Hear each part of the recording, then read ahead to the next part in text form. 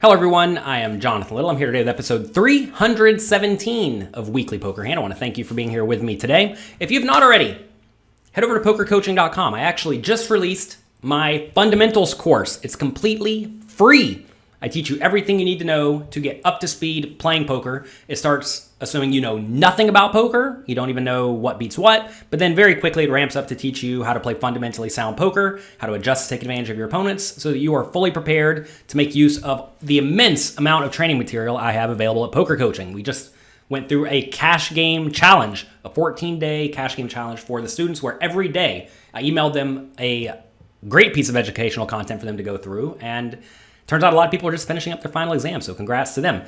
You can still get in on that, though. Go to pokercoaching.com and sign up. Today we have another hand from Texas Card House. Bingo decides to limp under the gun with the King 6 suited, playing $300 deep. I would not recommend playing the King 6 suited from early position. That is definitely a fold. I know it can flop flushes, but that's about it.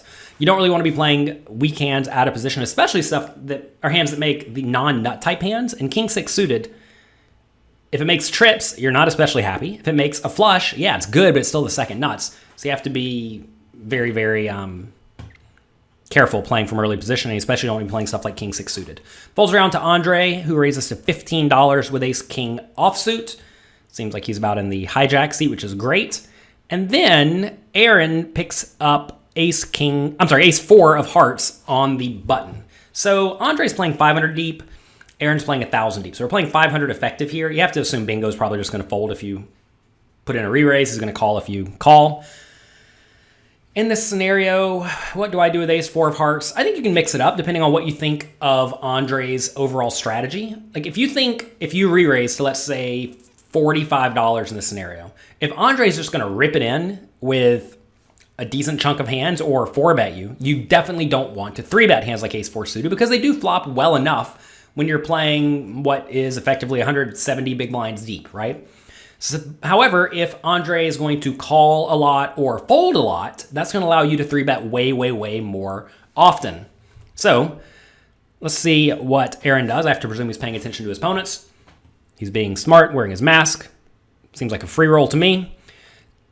And Aaron does 3-bet to $50, which I think is fine, assuming you don't expect to get re-raised very often. Now, we're about to see if it was a good play or not, because if Andre plays this Ace-King by re-raising it to, let's say, 150, or perhaps just ripping it in for loads, clearly the 3-bet with Ace-4 is not particularly great, right?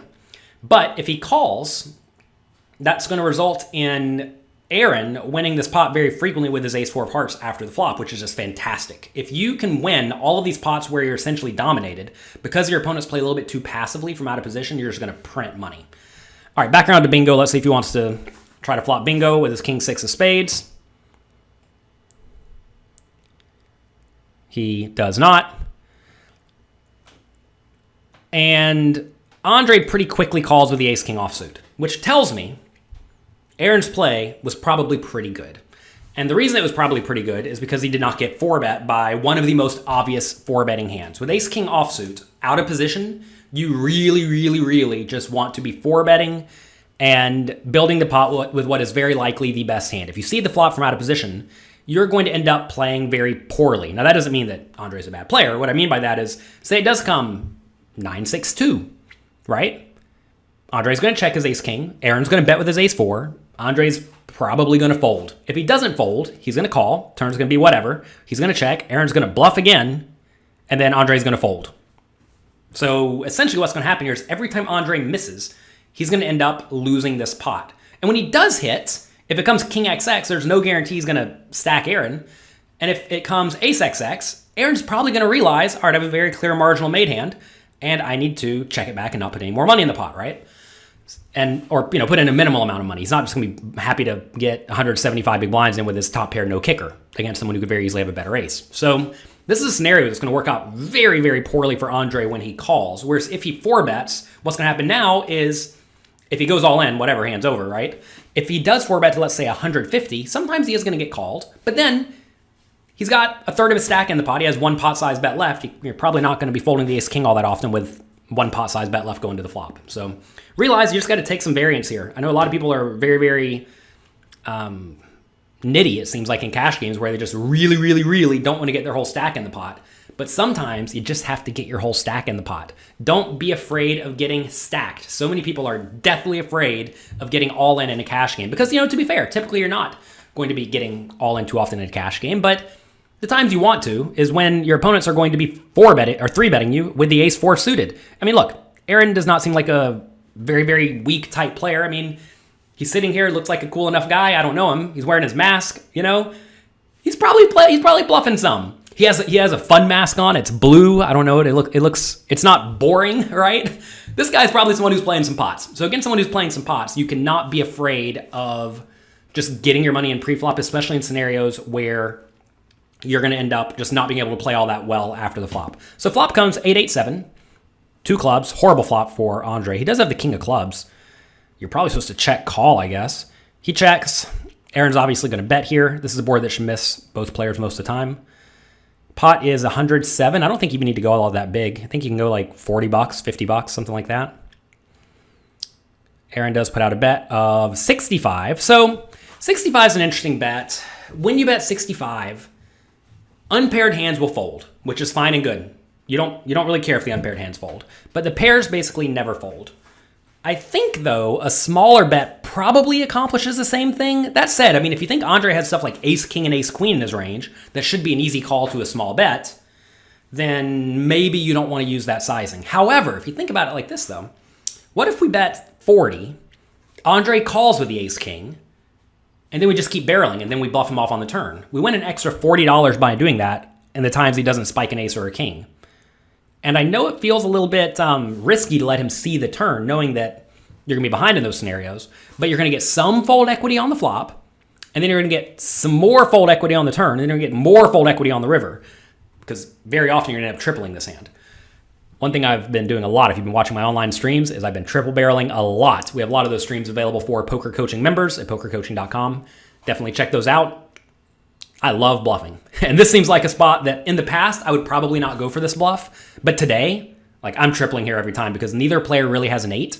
And Aaron could easily have aces that would value bet 3 times. He could easily have kings that would value bet 3 times. He blocks pocket aces, which means it's less likely his opponent has that, right? So this is a scenario where Aaron just has a reasonably big nut advantage, unless, of course, Andre just has a whole lot of 8x in his range. But is he really raising over a limp with too many hands containing an 8 and then calling a 3-bet with them? Probably not, right?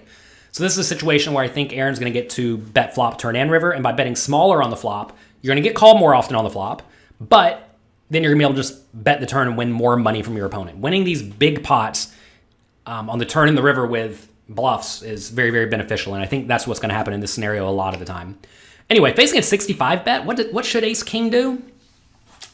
It's gross, but I think you should call. I think if you're folding this hand, you're just folding way too often. This is a scenario where you should probably call with all pairs, any hand with ace of clubs, which, you're going to have a good ace, right? It's going to be like ace, queen, ace, jack, etc.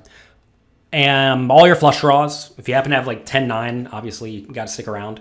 If you have even a gut shot, you should probably stick around. You have to call pretty often in this situation. Notice that you'd be putting in 65 into a pot that would go up to, my brain's not working, 240 bucks, something like that. So you need to realize, 28% equity or something like this.